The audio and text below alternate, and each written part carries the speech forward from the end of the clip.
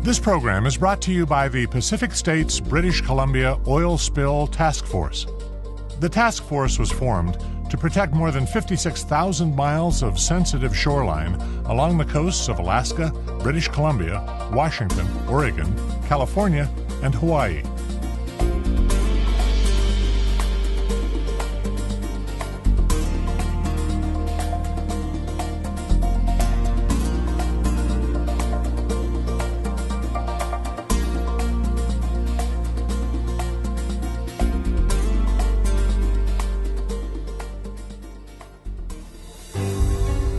A single oil spill can cost millions of dollars in cleanup expenses, provoke harsh regulatory responses, and increase monitoring and limits on bunkering operations. For the vessel, the most critical part and where most spills occur is in the topping off stages of the transfer. It's usually very dramatic. Even a minor amount of oil in the water can spread over a huge area and create a very visual effect. Safe bunkering practices require proper procedures, safety awareness, constant attention, and regular training. Safe bunkering practices protect both people and the environment. They require good communication, a well-trained crew, and compliance with local, state, federal, and international laws. Best practices for safe bunkering start with the person in charge, also known as the PIC. This individual must be a credentialed master, mate, engineer, or tankerman. A PIC is a person in charge. There's one for the receiving vessel and one for the delivering vessel, and the PICs are the two designated people who are formally on each side in charge of that vessel's transfer at that time. The first task of the PIC is to identify and share with the crew the vessel's oil transfer procedures. Transfer procedures should be prominently displayed for quick and easy reference by all on board. Oil transfer procedures include the location of all pipelines, valves, vents, and overflows, the numbers and duties of those people assigned to the transfer operation, all relevant procedures before, during, and following oil transfer, detailed steps for communication among the bunkering team, steps for topping off the tanks, and steps for initiating an emergency shutdown. You have a written oil transfer procedure in the United States that's required by the port state, and then of course the vessel needs to follow that written procedure because that's basically a work plan of how you do the job.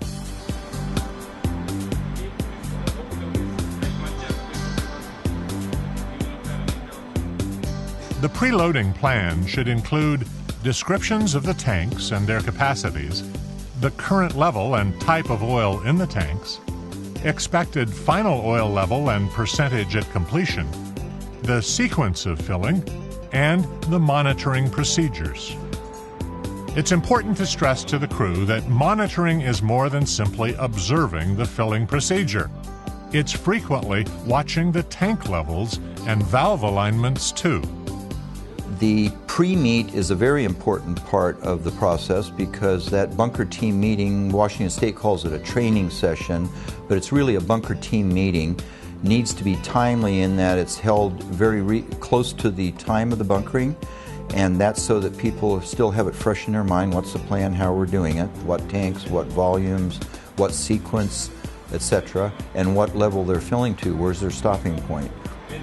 The PIC must emphasize if anything appears to be out of order, crew members have a responsibility to stop or shut down the bunkering operation. Everyone must know they have that ability and responsibility to stop the transfer at any time. When in doubt, shut it down. Anybody involved in the transfer can absolutely shut down a cargo transfer at any time. Obviously, the barge is paying attention to what's going on the barge because they can't see what's going on the ship. So any issues that they see on the barge, they would immediately shut down. Or if they see something going on up on the ship that they're not comfortable with, they would be able to shut it down. By port and state regulations, we are not only the delivering vessel, but we are also their first responder. So when they have an incident aboard the ship and they shut us down, they have to be very forthcoming with us what's going on the ship. And if there is an incident, we have to be notified as soon as possible so we can initiate the first response if there is an incident and a possible spill. Designating transfer personnel is a key responsibility. Regulations vary, but most mariners agree that at least 4 individuals should devote their full time and attention to the bunkering process. The point of transfer watch must remain at the bunker manifold connection between the barge and receiving ships throughout the entire bunkering operation.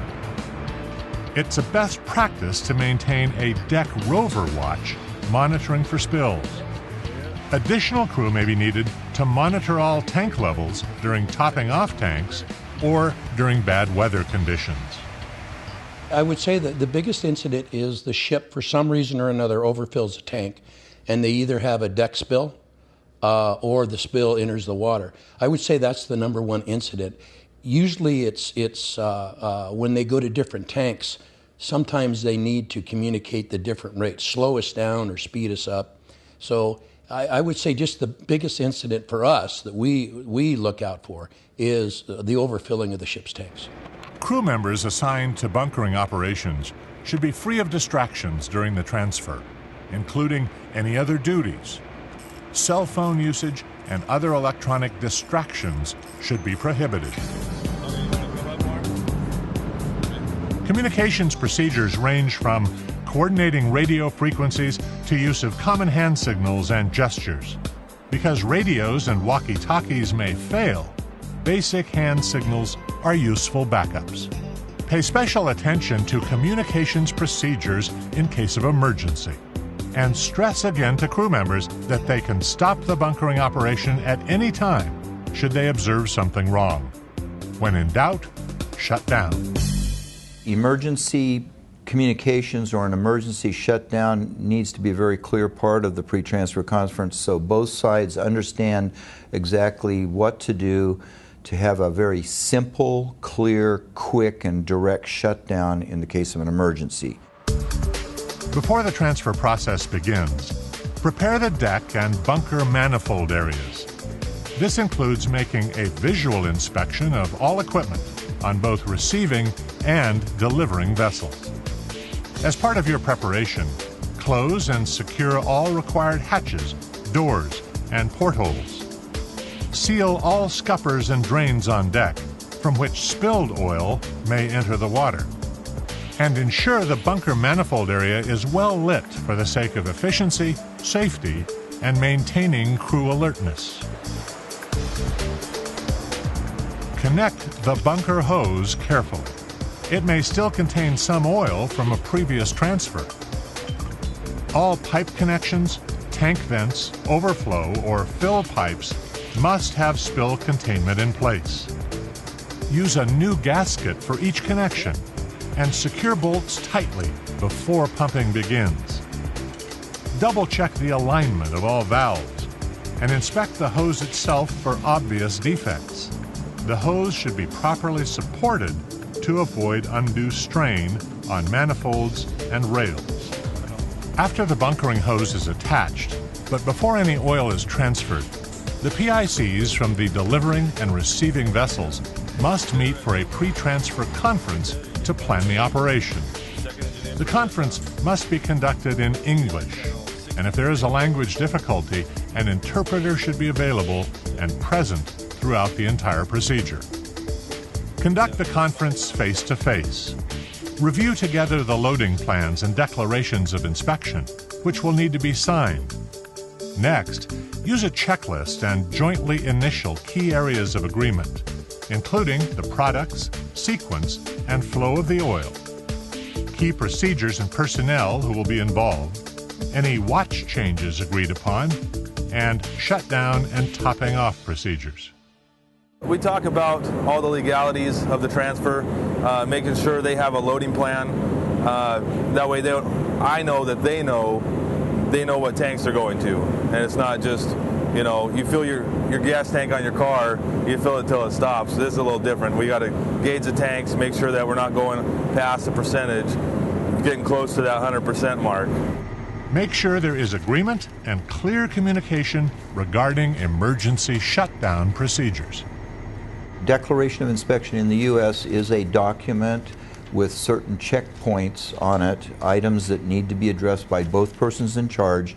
Next to each item is an initial point for both the receiving pick and the delivering pick. So they initial every single item going down that list on the DOI till they get to the bottom, and they've covered all of the succinct points. At that time, they both sign with a date and time of the signature of the DOI. It's crucial that both bunker barge PIC and receiving ship's PIC sign the DOI and are mutually clear on the conditions it certifies. The PICs should discuss any cargo operations that may be going on during the bunkering operation. Cranes moving cargo should never overhang any part of the bunkering barge while it is alongside the ship. Confirm tank soundings prior to starting your bunker operations. Levels, not volumes, and ensure that all piping and valves are aligned properly to the correct tanks. Once PICs from both the bunker barge and receiving ship give their okays, fuel delivery begins. Start at a slow rate to ensure the transfer is proceeding as planned. Increase rate of flow to your agreed-upon maximum rate. A best practice is to take frequent soundings of all tanks throughout the bunker operation and to make sure no fuel is going into the wrong tank, and to verify operation and accuracy of ship's gauging systems. Make sure you monitor fuel pressure on the bunker barge. High pressure could signal a blockage or improper alignment. Crewmen on the receiving ship should alert the barge crew at least 5 minutes before changing tanks, topping off tanks, or securing the load. Maintain constant communication and status reports between bunker barge and the receiving ship. If there is a failure to respond, shut down immediately. At the end of the bunkering operation, the PICs on both the barge and ship should check tank gauges and/or tank soundings and close all valves and tank fittings. Crews must make sure the hose is depressurized and drained back into the barge. Blank the hose connection with a new gasket and bolt it shut after cleaning it of any surface oil and before stowing it back aboard the barge. No two bunkering operations are exactly alike. There are lessons to be learned each time oil is transferred from one vessel to another. It's useful to hold a post-bunkering meeting with the bunkering team after each operation and identify areas for continuous improvement. One of the things that's always good to do in any kind of an operation is to have a debriefing afterward, even if it's a routine operation, as bunkering is on vessels, because a debriefing gives you an opportunity to do a number of things. First of all, you can see what went well and congratulate yourselves that the system you've got in place is working. You can also identify items, either major ones or minor ones, that didn't work so well, and it gives you an opportunity to identify them, articulate them, and then find a way to address those to make them go smoother another time. Attention to continuous improvement, to detail, and procedure will make for a more efficient operation, a safer crew and vessel, and a cleaner environment. The agencies that make up the Pacific States British Columbia Oil Spill Task Force are the Alaska Department of Environmental Conservation, the British Columbia Ministry of Environment, the California Department of Fish and Wildlife, the Hawaii State Department of Health, the State of Oregon Department of Environmental Quality, and the Washington State Department of Ecology.